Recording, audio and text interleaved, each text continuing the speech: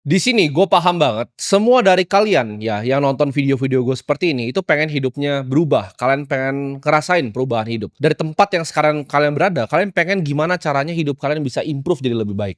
Tapi gue akan bilang di sini ya, dan gue udah bilang di banyak-banyak video gue sebelumnya, bahwa waktu terakhir kalian untuk keluar dari tempat kalian adalah 5 tahun lagi, yaitu di 2030.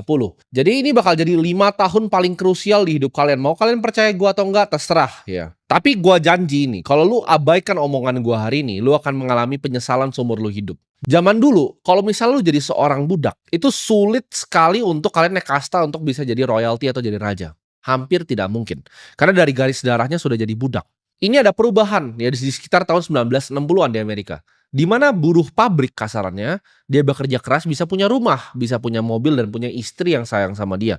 Itu 1960. Dan zaman sekarang sepertinya sudah mirip balik ke zaman raja dan budak ya. Jadi di dunia ini ada raja dan ada budak-budaknya. Budak itu zaman dulu tidak pernah mungkin bisa naik kecuali ada satu hal. Itu bukan mindset, bukan skill, bukan apapun, tapi chaos atau kekacauan. Karena di dalam sebuah chaos ya atau kekacauan yang terjadi di dunia, itu sebagai tangga untuk lu bisa naik ke atas. Contohnya, diri gue sendiri ya. Kalau tidak pernah ada kekacauan yang terjadi di dunia dan gue nggak ngeliat itu secara objektif, tahun 2020 ya, di saat orang teriak-teriak pandemi yang terjadi 100 tahun sekali, itu adalah kekacauan, itu adalah riset. Di mana orang yang punya restoran yang dulunya kaya bisa langsung jadi miskin dalam 3 bulan kalau mereka nggak kelola uangnya dengan baik.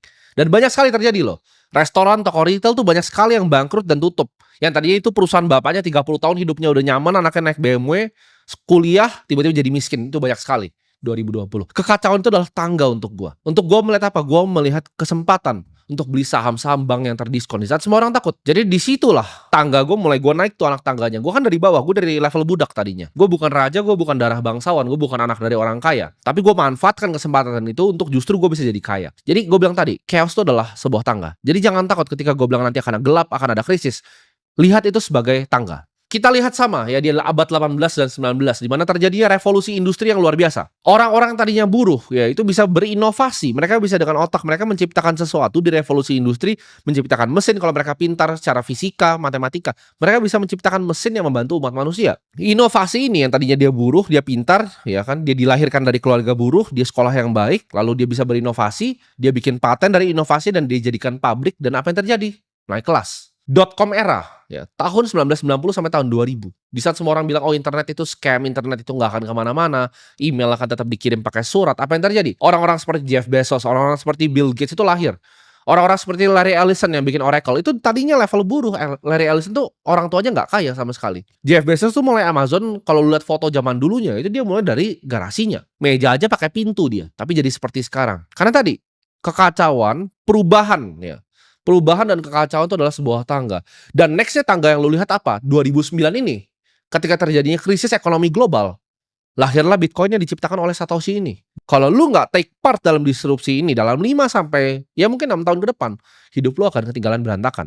Jadi anggap 5 tahun ini yang gue sebut itu sebagai persiapan lu untuk naik kelas sosial. Karena udah nggak akan ada lagi waktunya. Percaya gue, tidak akan ada lagi waktunya. Ini cuma sekali dalam seumur hidup. Kesempatannya sekali seumur hidup. Kalau Bill Gates waktu itu bikin Microsoft, dia bikinnya sekarang, nggak akan laku. Larry Ellison bikin database seperti Oracle sekarang, dia nggak akan laku. Amazon bikin seperti sekarang juga, dia nggak akan laku. Itu cuma kesempatan sekali seumur hidup. Gue tuh selalu mikir setiap hari, apakah gue udah lakukan yang terbaik hari ini? Apakah gue itu udah kerja yang maksimal untuk 5 tahun ke depan? Untuk persiapan transisi ini. Dan lu yang masih malas-malasan mikir, nggak, gue santai-santai aja. Enggak, ini bukan saatnya untuk santai-santai. Gue setiap hari mikir, apakah gue kurang kerja keras? Ya, apa yang gue bisa lakukan lebih baik? Gue analisa step-stepnya. Apakah wise gue taruh uang di sini? Apakah bagus hari ini gue kerjain ini? Apakah kemarin udah gue kerjakan semua yang bisa gue lakukan? Apakah gue perlu tidur 8 jam sehari? Apakah bisa di 7 jam? Apakah dengan 1 jam itu bisa bikin hidup gue lebih efisien dalam bekerja? Itu yang gue pikirin setiap hari. Di saat lu selalu nyalain diri sendiri, main catur, oke, lu replay, salahnya di mana? Even lu menang pun lu replay lagi, salahnya di mana? Itu cara lu cepat untuk jago main catur. Sama, lu main game pun sama. Di saat gue dulu main game namanya League of Legends, itu yang di copy sama Mobile Legends sampah itu. Setiap kali gue main, itu gue nonton replaynya. Mau gue menang atau gue kalah. Pasti ada hal yang gue bisa lakukan sedikit lebih baik. Gue gak pernah nyalain, oh timnya cupu, oh ini cupu. Enggak. Gue salahin diri gue bisa lebih baik di mana. Makanya gue jadi tambah jago terus. Karena gue melakukan yang namanya self accountability. Gue cuma salahin diri gue miskin ya salah gue. Ya, jangan salahin pemerintah, jangan salahin orang lain, enggak, salah lu doang yang bego. Lu malas, bego, dan arogan, selesai. Oke, Bu, lu bodoh, gimana caranya nggak bodoh belajar, ya kan? Malas, gimana caranya nggak malas? Ya atau lu mau tunggu lu jadi sampah dulu 2030 baru lu keluar dari kemalasan lu. Ya kalau arogan ini udah susah nih diobatin, udah nggak ada obatnya. Gua tahu satu pun dari kalian ya, 1,7 juta yang ada di channel gue ini tidak ada yang kerja keras lebih dari gue, tapi gue lebih ketakutan, percaya nggak, dibanding kalian semua. Gue lebih ketakutan akan 2030 ini dibanding kalian semua, karena ini gue tahu ini kesempatan sekali dalam 100 tahun. Ini bukan dekade, ya ini sekali dalam 100 tahun. Dan lu pecundang di balik layar sana, ya lu cuma mikir, weekend ini apakah Sabtu dan Minggu ini waktunya gue untuk time off, ya. Apakah gue untuk chill day, santai, ya mau hari yang santai, nggak ada, ya. Gue kasih tau lu, untuk orang seperti gue ya, mikirin waktu santai adalah hal paling stres yang gue bisa lakukan. Kenapa? Karena di saat waktu gue santai, ya, anggaplah kayak lu suka tidur siang gitu kan, lu main TikTok, scrolling cewek, terus lu tidur siang. Lu tidur siang, lu tuh apa? Lu bayi gitu kan. Bayi 1 tahun, 2 tahun tidur siang. Siapa yang tidur siang? Gitu. Lu capek ya, kerja gitu. Gue kalau tidur siang mana, gue bahkan nggak bisa tidur siang karena gue mikirin apa yang harus gue kerjakan. Gue kalau Tuhan kasih gue untuk bisa nggak tidur, gue pun pilih untuk nggak tidur. Karena sebelum tidur pun yang gue pikirin adalah apa yang bisa gue kerjain ya, apa yang bisa gue kerjain lebih baik. Karena ini yang gue pikirin 2030 ini akan terjadi hal yang luar biasa. Gitu. Kalau gue nggak persiapkan dengan baik, gue nggak bekerja sekuat tenaga, gue 10 tahun kerja, 1 hari pun skip itu nggak ada. 1 hari pun mau lu bilang gue, lu harus nggak pernah ada 1 hari mana gue skip nggak kerja. Dunia ini adalah hutan rimba. Antara lu berburu atau lu diburu, antara lu hunt atau lu get hunted. Jadi nggak ada di tengah. Jangan lu campurin nih konstruk sosialnya, orang saling menolong, tolong menolong, ini nggak ada. Ini hutan rimba. Antara gua buru lu atau lu buru gua. That's it. That's what happening. Ini gue persimpel lagi. Fokus di 2 hal. 1 fokus di kripto, kedua fokus di AI. Lu fokus di sini, hidup lu akan selamat. Lu nggak fokus di sini, lu akan digantikan sama 2 ini. Ini yang akan jadi tangganya gitu. Kripto ini akan jadi tangganya untuk lu nanti naik ketika hal-hal terjadi yang jelek itu datang di dunia ini. Tapi masih ada lu semua ya, dengan kehidupan lu yang miskinnya, yang masih tinggal sama mak lu di umur 40 tahun itu. Lu masih mikir, oh dia ini currency-nya currency bohongan. Enggak. Lu terlalu arogan dan terlalu miskin. Lu kira lu lebih pintar gitu dari presidennya US. Enggak. Donald Trump tuh umur 34 tahun udah bangun gedung mencakar langit, Trump Tower. Dia udah jadi real estate mogul, punya beberapa kasino. Umur 34 dia udah punya 3 kasino. Terus lu masih pikir, oh enggak lah, ini kripto ini scam, lu yang terlalu bodoh ya. Lu tuh kira gua itu kayak mau takut-takutin lu soal inflasi, gua beneran peduli sama lu soal inflasi. Ini gua kasih tahu ya di sini ya, gua cinta sama inflasi. Nah, bingung gak lu? Saya sangat sangat sangat cinta dengan inflasi. Kenapa? Lu bayangin deh, lu jadi orang yang cetak uang, oke? Jangan jadi gua, jadi orang yang cetak uang. Apa yang lu mau di dunia ini? Inflasi lah. Lu yang bikin uangnya, lu tinggal beliin aset-asetnya. Karena inflasi, artinya inflasi apa sih? Barang yang lu pakai dan lu beli kan makin mahal, ya nggak? Jangan bilang gua takut-takutin lu. Ini untuk kebaikan lu sendiri. Kalau gua sih senangnya inflasi kalau bisa 50%. Kenapa? Karena semua asetnya punya gua, propertinya punya gua, tanahnya punya gua, emasnya gua punya, bitcoinnya gua punya, aset punya gua. Lu punyanya apa? Punyanya cash. Itu yang kena orang kayak lu, yang cuma digaji bulan ke bulan, gitu. Jadi inflasi itu bukan hal jelek buat gue. Lu jangan mikir kayak gue tuh anti inflasi, kagak, gue cinta sama inflasi. Kalau bisa please ayo inflasi 20% biar miskin semuanya gitu kan. Karena kalau lu punya aset yang lu pengen adalah inflasi. Lu punya gedung nih, yang lu pengen adalah apa? Inflasi. Lu punya misalnya apa? Apartemen, service apartemen 30 unit, lu maunya apa? Inflasi. Biar lu bisa naikin terus harganya. Mereka kerja kayak buruh ya kan, dengan gaji UMR-nya itu, terus bayarin lu naikin terus harganya. Lu punya nih 100 rumah nih, ya gue kontrakin semua 100 rumah gue ke orang-orang kayak lu, gitu kan. Jangan bilang kayak lu mah bohong tentang inflasi. Kagak, gue cinta. Gue tuh nggak harus ngomong kayak begini. Harusnya gue tipu kalian kan, kayak mereka yang di atas sana. Mereka tipu kalian inflasi 3% kan. Karena mereka tahu itu 15 dan itu bagus untuk mereka. Itu kenapa mereka tipu kalian. Oh enggak, datanya inflasi 3% itu buat tipu kalian. Karena inflasi akan sangat menguntungkan orang yang paling banyak asetnya. Yang paling banyak bitcoinnya akan sangat diuntungkan dengan inflasi. Sekarang per hari ini 1,7 miliar buat lu semua yang arogan. 1,7 miliar loh. Diingetin berapa? 300 juta. Gue beli dari berapa? Dari 9 juta. Sekarang 1,7 miliar. Inflasi kan? Thank you mesin pencetak uang. Ayo dong cetak terus uangnya. Karena biar gue makin kaya. Separasi gapnya makin jauh. Ini gue yang begini udah tahu begini aja gue 2030 ketakutan, gimana kalian? Bandar saham tuh nggak ada, nggak eksis. Bandar saham tuh owner sahamnya sendiri. Kenapa gue tahu? Ya gue kenal semuanya. Owner emiten. Gue tahu caranya bekerja gimana. Gue sebagai CFO nih, gue punya fiduciary duty ketika lu beli saham gue bajak untuk gue right issue lagi sahamnya nanti untuk gue kembangin perusahaan gue. Gue tinggal cetak lagi nanti sahamnya. Saham tuh bisa dicetak lagi sama persis kayak fiat, gak ada bedanya. Lu harus beli hard asset. Hard asset tuh di muka bumi nih cuman dua yang menurut gue worth it. Satu, itu adalah Bitcoin. Dua adalah properti di tempat yang orang banyak sekali mau. Contohnya properti di Tokyo, properti di The Palm, properti di Manhattan. Ya di Jakarta mungkin beberapa lah ya kan. Yang orang mau mungkin Pondok Indah, mungkin Menteng. Tapi itu pun harganya udah ke diskon semua sekarang. Orang udah nggak semau itu beli rumah di Pondok Indah. Gue kemarin agentnya tawarin gue terus, nih BU bang, 120M lu mau nggak ambil 80M karena ini mau cerai.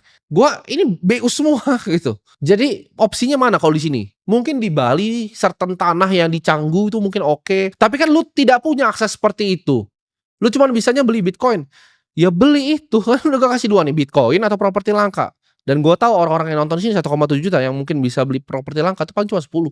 Cuman 10 dari 1,7 juta yang nonton ini channel gue. Dan hati-hati ketika Bitcoin harganya naik. Nah, ini hati-hati banget kalian, apalagi kalian pengusaha-pengusaha yang masih kecil bisnisnya. Ketika lu mau permodalan dari usaha, akan sulit. Kenapa? Karena investor ntar otaknya kayak gue, mending gue taruh di Bitcoin, ngapain gue kasih ke lu? Oh, gue ada startup nih, gue orang humble nih, ya kan? Gue dulu nggak makan 3 hari. Sekarang gue bikin pakan ikan, ya kan, gue kasih nama keren-keren, bikin aplikasinya. Kamu mau nggak taruh 3 triliun ke aku, terus aku tipu kamu, ya gitu kan jadinya. Lu mau beli Bitcoin, semua orang udah mau belinya itu tambah mahal. Kayak sekarang tambah mahal kan, 1,3 miliar terakhir gue baca di sini. Sekarang 1,7 miliar. Lu kapan mau belinya? Nggak mau beli ya OS gitu kan. Lanjutin dong. Tadi bilang, oh gue sales Bitcoin, suka-suka lu lah. Inflasi itu angin segar untuk kaya, dan untuk orang miskin tuh kayak pisau yang nusuk ke jantung lu gitu. Jadi lu jangan ngomong di sini kayak seolah-olah, oh gue anti inflasi, gue sangat cinta dengan inflasi. Please, inflasi 50%. Kalau bisa hyperinflasi. Gue jadi orang paling kaya di sini. Jadikan 2025 ya, lu nonton video ini, lu pause nih, pikir dulu pakai otak lu nih ya. Jadikan tahun 2025 nih tahun dimana lu ingat seumur hidup. Kenapa? Karena kalau lu nggak mainnya tahun ini ya, lu nggak ambil kesempatan satu dalam 100 tahun ini, ya dalam beberapa generasi. Gue sebutin tadi Industrial Revolution itu 100 tahun bos. .com itu dari sono ke sini 100 tahun bos. Di sini ke kripto 100 tahun lagi. Lu nggak mau ambil 100 tahun sekali ini. Nanti ini gue sumpah ya, itu cucu lu ya kan, lu punya anak nih ya, anak lu punya anak, cucu lu akan tanya nih ke emaknya, "Mak, kok kakek kita waktu itu pas lagi Bitcoin masih 1,7 miliar kok dia nggak mau beli ya?" Anak lu sendiri, emak dari cucu lu tuh kan ngomong seperti ini, "Iya nak, ini dulu kakek kamu tuh bodoh," gitu. Jadi ada orang namanya Timothy, dia sekarang udah punya itu nak, yang kamu lihat tuh di atas sana itu, yang di luar angkasa itu. Itu kapalnya dia. Nah, kakek kamu bilang yang punya kapal itu sales Bitcoin gitu. Jadi kakek kamu nggak percaya sama Bitcoin, dia skeptis. Nah, itu tuh. Udah di atas langit tuh dia. Jangan jadi itu. Lu inget-inget ya di 2025 nih. Entar lu replay ulang kalau itu udah kejadian, gue udah punya kapal untuk space exploration gue di atas langit tuh. Lu punya sekali kesempatan dalam seumur hidup untuk ngubah satu generasi keluarga lu. Cuman lu ntar anak lu, cucu lu makan kecoa, "Ma, kenapa sih kakek goblok nggak beli Bitcoin?" Kakek goblok, bilang Timothy sales Bitcoin waktu itu. Gua kan dokumentasiin terus di sini, biar lu yang goblok makin panas gitu kan. Gua kasih tahu sini, 2030 itu kan terjadi hyperinflasi di banyak negara. Banyaknya negara akan jadi seperti Venezuela. Karena gua udah prediksi di Argentina peso dari zaman dulu gua, 2 tahun lalu sampai sekarang, itu persis prediksi gua. Karena semua ini data, fakta, dan angka. Gue tuh bukan penyihir, gue bukan dukun juga. Mungkin juga by 2030 dengan advancement dari komputer itu akan ada cyber security breakdown di mana banyak bank yang kena hack nanti. Akan ada tensi geopolitik ya 2030, dan juga mungkin perangnya udah beda. Kali ini udah pakai biological warfare ya. Udah mirip seperti yang terjadi di Wuhan kemarin. Lu jangan santai mikir lu akan menang karena lu sekarang hoki nonton video gua ya. Mungkin lu dibanding tetangga lu itu lebih ahead karena lu nontonin video gua, tetangga lu nontonnya artis goblok gitu. Jadi mungkin lu udah lebih maju. Pemikiran maju sedikit. Tapi kalau lu bandingin lu sama 1,7 juta yang nontonin channel gue ini, dan ini rebut-rebutan semuanya ya, itu apakah lu superior atau enggak? Ada perang nih ya, benteng yang lu diserang, lu jadi yang paling berani, lu tusuk-tusukin semua orang, lu jadi kesatria, lu bisa naik kasta. Itu cara cuman satu, buat lu diserang dulu sama orang. Atau lu nyerang orang, lu jadi kesatria gitu kan. Gak ada cara di tengah, gak bisa lu cuman duduk-duduk, ngarit-ngarit padi, terus jadi kaya, gak bisa, gak ada. Lu butuh uangnya sekarang, bukan nanti ya. Belajarnya sekarang. Gue kalau jadi lu, gue akan bakar semua uang gue untuk edukasi, untuk gue belajar. Gue gak ngerti, gue bakar semua uang gue untuk ngerti tentang AI. Gue gak ngerti kripto, gue akan bakar semua uang gue untuk ngerti tentang kripto. Ya. Bahkan di sini gue udah bikin akademinya, gue udah bikin sekolahnya. Lu masih males gitu kan? Kalian bayangin hidup ini boxing gitu kan? Lu lawan orang yang besar, gede ya. Dia bisa nonjok lu dengan berbagai macam cara. Tapi lu punya satu tonjokan yang lu selalu tonjok dia pakai cara ini, dia pasti mati. Lu mau tau gak di hidup ini apa tonjokan itu? Jadi orang kaya. Gue setiap kali dapat masalah datang di hidup gue selalu bersyukur. untung ya Tuhan gua kaya gitu. Masalah apapun yang terjadi, ya, dari yang simpel-simpel kayak misalnya pesawat delay, oh delay, ya wes lah kita charter private jet, untung gua kaya. Itu, hidup ini pokoknya lu ada masalah apapun, satu yang bisa fix itu adalah kalau lu jadi orang kaya. Fokus ya selama 365 hari ke depan, ya, dari hari ini, fokus, cari uang sebanyak-banyaknya, pelajarin tentang kripto sedalam-dalamnya, beli Bitcoin sebanyak-banyaknya dan selamatkan keluarga lu dari hyperinflasi. Jangan mau ya jadi orang yang nanti cucu lu lihat lu sebagai kakek lu, bahkan anak lu sendiri ngelihat lu tuh malu, ya punya bapak kayak lu. Kalian akan melihat perubahan kelas sosial yang kalian belum pernah lihat seumur hidup kalian dalam waktu 5 tahun ke depan, ya. Di 2030, ini agenda dunia, ya. Agenda dunia itu akan bikin kalian itu nggak punya apapun dan kalian akan bahagia. Dan menurut gua, ini menurut analisa gua udah bilang kelas menengah akan hilang, betul kejadian. Dan di sini gua akan bilang, ada kelas sosial baru. Gue sebutnya demografi hantu. Mereka ini demografi yang gue sebutnya kasat mata ke masyarakat-masyarakat yang lain. Ini adalah segmen manusia-manusia yang tidak dibutuhkan di dunia. Jadi bukan miskin lagi gue sebutnya, demografi hantu. Karena zaman sekarang orang miskin itu bisa jadi supir angkot. Orang miskin itu bisa jadi pemulung, bisa mengutin sampah. Nanti ke depan yang mengutin sampah itu adalah robot. Yang nyetirin kalian mobilnya akan setir dirinya sendiri. Jadi untuk orang-orang yang melakukan pekerjaan-pekerjaan clerical seperti itu, pekerjaan-pekerjaan logistik, pekerjaan-pekerjaan transportasi, nyetir bus, itu akan jadi demografi hantu, yaitu skill setnya sudah tidak lagi dibutuhkan oleh masyarakat. Atau lu sendiri di sini ya, ojol gitu. Kalau lu pikir, "Oh ini gua akan tetap nganterin," enggak, makanan tuh akan diantar pakai drone nanti ke depannya. Ya ini gua udah pertama visualisasi di sini. Ya orang-orang kan tinggal di apartemen, ya ketika makanan mau diantar, dia pesan dari luar, itu akan diantar pakai drone, langsung. Landing di apartemennya. Demografi hantu ini lu nggak bisa lari ya. Ini akan jadi underclass yang baru. Ini akan jadi polemik di masyarakat dan suara kalian udah nggak didengerin. Kenapa? Karena zaman dulu ya, selalu dari dulu kan ada raja, gue sebutnya, gue udah bilang berkali-kali, ada raja, ada budak. Kenapa budak itu nggak bisa terlalu diapa-apain? Karena satu, mereka bisa berontak kan. Budak itu bisa berontak. Dan kedua, budak itu actually dibutuhkan ya. Budak itu dibutuhkan dari segi keringat dia ya. Jadi waktu dan tenaga seorang budak itu dibutuhkan untuk bangun-bangun piramid. Waktu dan tenaga budak itu dibutuhkan untuk bangun-bangun jalan, untuk bangun-bangun irigasi. Jadi budak ini sangat penting dan krusial sebenarnya dalam hierarchical society. Ya, dalam hierarki society itu penting budak itu ada. Tapi yang gue bilang ini demografi hantu atau underclass yang baru ini tidak dibutuhkan. Nah, hati-hati kalian. Karena budak-budak seperti kalian dulunya dibutuhkan entry data, ya kan, coding-coding basic, akuntansi dasar. Itu budak tuh sama budak kayak dicambuk. Kasih UMR, kasih UMR. Dulu gue bilang kelas menengah hilang, kalian ketawa. Dulu gue juga bilang kalau sertifikat rumah itu bukan punya kalian. Kalian tuh nggak punya apapun. Itu cuman kertas, bos. Ya. Kertas yang dibuat sama pemerintah. Lu tidak punya kuasa akan kertas itu. Mereka mau membangun proyek strategis, kertas lu itu nggak berguna. Gue udah ngomong kayak gitu sampai gue berbusa, tapi dulu gue diketawain. Tapi sekarang kalian udah gak ketawa lagi kan. Ketika satu persatu yang gue omongin di video-video seperti itu jadi kenyataan, lu mulai mikir, oh seberapa goblok dan arogan gue untuk gak dengerin Timothy. Gue gak lebih pintar ya ternyata dari dia. Ya itu kenapa lu miskin? Gitu. Konstruk yang manusia ciptakan sendiri seperti moral, hukum, dan bahkan uang. Kan gue selalu bilang uang itu palsu. Uang itu kertas, it's not real. Money is paper. Diciptakan oleh beberapa orang di Jekyll Island. Semua konstruk yang kalian pikir ini real itu cuma untuk kandangin kalian jadi budak. Ya ini nggak real. Apakah ada orang yang kebal hukum di Amerika? Ada. Lu kira orang-orang yang ngerampok emas di Afrika itu bisa kalian tangkap? Mereka tuh benar-benar definisi kebal hukum. Apakah ada moral di sana? Ketika orang mau ekspos mereka tinggal ditembak, mayatnya di bawah. Konstruk-konstruk sosial yang kalian pikir ini ada, ini nggak ada ya. Itu semua hanyalah sebuah ilusi. Semua ilusi. Kemampuan lu untuk memilih ya, lu pikir lu pilih dengan otak lu sendiri dari algoritma-algoritma yang disuguhkan ke lu, yang dibikin sama perusahaan-perusahaan algoritma yang advance. Itu semua by design, by system. Lu mikir lu mau sekolah bangun pagi itu semua didesain by system. Selalu ada preman yang bisa nguasain para budak-budak ini dari zaman manusia awal manusia. Preman yang lebih kuat akan perang dengan preman yang lain. Ya, selama masih ada laki-laki di dunia ini pasti selalu ada namanya yang perang. Nah, ketika gue bikin konten-konten tamparan seperti ini, kadang ada beberapa pertanyaan yang menggelitik gue. Sering sekali ada yang bertanya hal-hal gak penting. Makanya gue mau tamparin kalian semua biar keluar dari mindset cowok-cowok banci. Banyak pertanyaan yang nggak penting kayak misalnya, "Kalau gue ditinggalin sama cewek gue gimana, Bang?" Itu pertanyaan kalian tuh banyak sekali tuh tanya ke gue gitu, "Kalau gue ditinggalin cewek gue gimana, Bang?" Gue paham dan gue mengerti ya ketika kalian ditinggalin itu mungkin dunia kalian seperti terbalik ya. Kalian ngerasa, "Wah, ini udah kiamat ini." Ya kan? patah hati, sedih, kalian merenung sendiri begitu. Lu nggak perlu ngemis gitu kan, "Please please terima aku balik," gitu setelah lu ditinggal. Dia tuh udah nggak peduli sama lu. Lu harus paham bahwa dia itu tidak peduli sama lu. Lu nggak sespesial itu di hidup dia. Percaya gua kalau lu dengerin semua yang gua omongin nih ya, gua percaya hidup lu akan jadi lebih baik dalam waktu 3 tahun. Gue janji nggak lama 3 tahun. Dan dalam 3 tahun lu akan lihat balik, lu mikir, "Kok gue dulu suka sama dia ya?" Makanya gue bilang cowok zaman sekarang tuh jangan kebanyakan deh kayak banci, ya. Lu diputusin, lu tulis panjang-panjang chat kayak William Shakespeare. Wah, panjang banget itu lu tulis kayak, wah lengkap deh itu semua.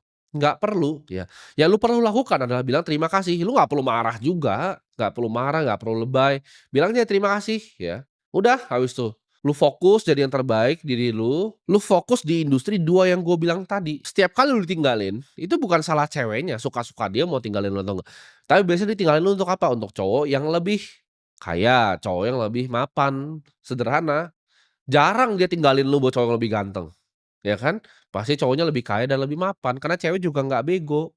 Hidup itu begitu, ini hidup makanya dunia ini Darwinian banget gue bilang, ini hutan rimba. Jangan merasa, "Oh nggak adil, tapi standar cewek terlalu tinggi." Kamu yang miskin, Nak. Cewek itu ninggalin lu, itu pasti salah lu, ya. Pasti ada hal yang lu lakukan yang lu tuh tidak kompeten dalam diri lu. Jadi stop salahin orang lain, pikir diri sendiri, "Salah saya di mana? Apakah saya kurang kaya? Apakah saya kurang kompeten sebagai laki-laki? Apakah saya tidak bisa mencukupi dia?" Ya lu cuma bisa ngajak liburan ke puncak macet-macet begitu, cewek lu maunya ke Paris, ya dia tinggalin sama cowok bisa bawa dia ke Paris, selesai kan. Lu nggak perlu ngerasa pengen balas dendam, lu nggak perlu ngapa-ngapain, lu fokus dalam 10, 15 tahun mungkin cewek yang lu tadinya sayang banget, yang lu bilang cinta hidup lu itu jadi janda anak satu dalam 10 tahun. Sedangkan lu, kalau lu dengerin apa yang gua ngomongin, ya mungkin lu lagi di kapal sama gua di Ibita nanti, lagi santai-santai di sana, happy. Cowok itu cuman satu ya hidupnya, kesuksesan yang dilihat, kompetensi, kesuksesan. Kalau lu nggak punya 2 itu ya jadi sampah aja di pinggir jalan, gua bilang. Lu bisa bakal jadi demografi hantu yang gua bilang tadi. Ini akan pertama dalam sejarah manusia bahwa waktu dan tenaga tenaga manusia itu udah nggak dibutuhin lagi. Jadi lu jangan main-main sama apa yang gua ngomong ini. Gua kasih tahu budak tuh dibutuhin loh. Raja tuh takut loh kalau budaknya nggak mau kerja rame-rame. Tapi lu semua kalau nggak mau kerja rame-rame nanti, secara fisik udah bisa digantikan oleh robot. Buat apa ada lu lagi hidup gitu, mereka nggak akan mau lu hidup bahkan. Lu akan disingkirin jadi paling pinggirnya masyarakat. Lu nggak bakal punya tempat, lu nggak usah mikir bahkan lu bisa punya pasangan. Lu miskin itu karena 2 arogan dan bodoh. Coba lu lihat yang ngantri-ngantri seperti itu. Lu coba tanyain mereka tentang cara ngatur keuangan sederhana, mereka pasti nggak bisa jawab. Mereka bilang, "Tapi saya kan lapar, saya lapar." Gue juga lapar Bos dulu. Gue makan Indomie telurnya dibagi 2, Indomie satu telurnya dibagi 2. Gue juga pernah lapar, nahan lapar, gue naik motor masih keliling hujan-hujan juga pernah. Gue tahu rasanya mikir, "Oh enak ya naik mobil." Tapi gue nggak diam di tempat kayak lu semua. Gue beraksi. Banyak sekali orang tuh cuma bisa nyalahin, "Oh kebijakan ini kebijakan." Kagak, lu aja Bos. Skill issue gue bilang, masalah skill. Lu nggak punya skill, nggak punya kompetensi, nggak punya otak dan goblok gitu. Makanya lu begitu, makanya lu lapar, anak lu lapar. Lu bayangin nggak bilang, "Anak saya lapar." Lu kerja Bos. Gue tampar kalau ada orang kayak begitu depan gue tampar beneran. Karena gue juga lapar dulu. Gue ketika ngeliat nyokap gue dulu, gue nggak bisa biayain dia masuk rumah sakit kelas 3 yang batuk-batuk semua orang. Gue mikir, gue nggak bisa tidur gitu loh. Lu anak lu, "Saya lapar," malah teriak ke orang gitu di kamera, "Saya lapar, saya lapar." Eh, lu laki-laki nggak berguna, bagus mati aja gitu. Lu cuman pengen ngewenya doang, nggak pengen tanggung jawab, ya kan gila gitu. Nanti orang yang lu salahkan ini akan berubah terus. Sekarang lu salahin pemerintah, oke. Next-nya lu akan salahin orang yang bikin teknologinya. Lu akan salahin orang yang bikin robotnya nanti. Gara-gara dia bikin robot, mari kita bunuh dia," gitu. Paling gitu. Karena saya anaknya lapar, anak kelas saya lapar. Gua itu bahkan di tahap gua sekarang ya, setiap hari yang gua lakukan adalah gua coba untuk jadi sedikit lebih baik dari gua sebelumnya. Setiap jam ya, mata gua terbuka, gua mikir tentang kerja. Gua mikir gimana caranya gua bisa lebih kompetitif lagi, gimana cara gua bisa berkompetisi lebih bagus lagi. Every fucking waking hour of my life, itu yang selalu gua pikirin day by day, hari demi hari, gimana caranya saya jadi lebih baik, gimana caranya satu yang gua kerjain itu jadi lebih baik. Lu mikir, "Oke gua pengen, usaha ini, enggak, lu buka satu aja tolol gitu. Lu harus punya yang namanya humility, lu harus humble akan diri lu sendiri, lu nggak bisa kerjain semua hal. Gua pun tahu gua tidak bisa kerjain semua hal, yang gua bisa kerjain itu cuman hanya investasi, dan yang gua kerjain hanya di sana. Dan lu dengan semua fasilitas yang ada sekarang, lu semua yang nonton ini, lu masih bisa nonton ini tuh fasilitas lo. Lu bisa buka YouTube, lu punya internet, lu punya handphone untuk lihat ini. Tapi lu lihat sekarang hidup lu bagaimana? Lu masa tega lihat orang tua lu nanti rumahnya digusur ya? Lu tega gitu, semua harta yang lu bikin tuh diambil sama inflasi dan lu nggak mau belajar. Gua kalau ada fasilitas seperti sekarang, itu gua punya rumah, gua jual buat belajar, Bos. Kenapa? Karena gua itu jatuh bangunnya itu jauh lebih mahal dibanding proses apa yang ada di kepala gua sekarang. Lu harus percaya ya, kalau lu ya, lu bilang, anak saya lapar." Orang itu kalau nggak nyaman, lu coba tidur ya, lu tidur gua serakin paku nih, lu tidur di samping gua gini. Lu nyaman nggak tidur di situ? Lu nggak nyaman. Manusia itu tidak bisa loh tidur di paku begitu karena nggak nyaman. Kalau lu nyaman di situ karena lu memang mau di situ, ngerti nggak? Lu memang pengen hidup lu di situ. Lu kalau lihat nyokap lu yang masih ngantri gas, lu lihat bapak lu tuh kerja begitu dan lu susah cari kerja, lu berarti nyaman di situ.